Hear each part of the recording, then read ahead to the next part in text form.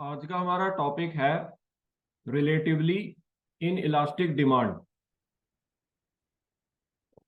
जब प्रोडक्ट की प्राइस में लार्ज परसेंट से चेंज होता है तो उसके रेस्पॉन्स में जब प्रोडक्ट की डिमांड में कंपैरेटिवली स्मॉलर परसेंट से चेंज होता है वह रिलेटिवली इन इलास्टिक डिमांड होती है। रिलेटिवली इन इलास्टिक डिमांड में जो डिमांड कर्व होता है वह डाउनवर्ड स्लोपिंग होता है, रिलेटिवली स्टीपर होता है और इस डिमांड कर्व की price elasticity of demand less than 1 होती है। तो ये हमने एक प्राइस एक्सिस और क्वांटिटी एक्सिस के बीच एक relatively inelastic demand curve को प्लॉट किया है। तो ये relatively inelastic demand curve downward sloping है, रिलेटिवली स्टीपर है। इस relatively inelastic demand curve की price elasticity of demand less than 1 है। तो मान लीजिए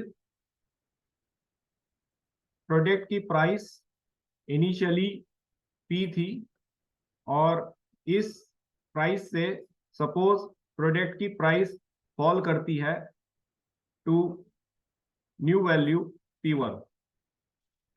तो प्रोडक्ट की प्राइस में जो नेट चेंज आता है that is P minus P1, right. So product की प्राइस P से P1 तक फॉल करने से लॉ ऑफ डिमांड से सपोज इस प्रोडक्ट की डिमांड जो है वो इंक्रीज करती है from quantity Q to quantity Q1। तो यदि हम प्रोडक्ट की प्राइस में परसेंट फॉल निकालना चाहते हैं तो परसेंट फॉल होगी प्रोडक्ट की initial price P minus product की final price P1 upon product की इनिशियल प्राइस P। तो P minus P1 upon P into 100 ये प्रोडक्ट की प्राइस में परसेंट चेंज आ रहा है, राइट। इतने परसेंट से प्रोडक्ट की प्राइस जो है वो फॉल करेगी। इसी तरह से अगर हम प्रोडक्ट की डिमांड में परसेंट इंक्रीज निकालना चाहते हैं तो it is given by final quantity Q1 minus initial quantity Q upon initial quantity Q। तो Q1 minus Q upon Q into 100 ये जो है percent increase in demand of the product है। तो फ्रॉम द फिगर ये clear है कि जो प्रोडक्ट की प्राइस में परसेंट फॉल हुआ है वो ग्रेटर है कंपेयर टू प्रोडक्ट की प्राइस में जितना परसेंट प्रोडक्ट की डिमांड में जितना परसेंट इंक्रीज हुआ है, right.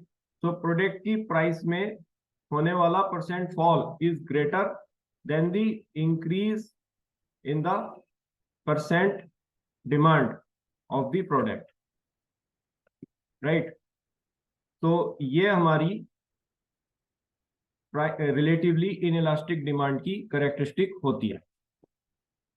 So the demand is said to be relatively inelastic if the percentage change in quantity demanded is less than the percentage change in price.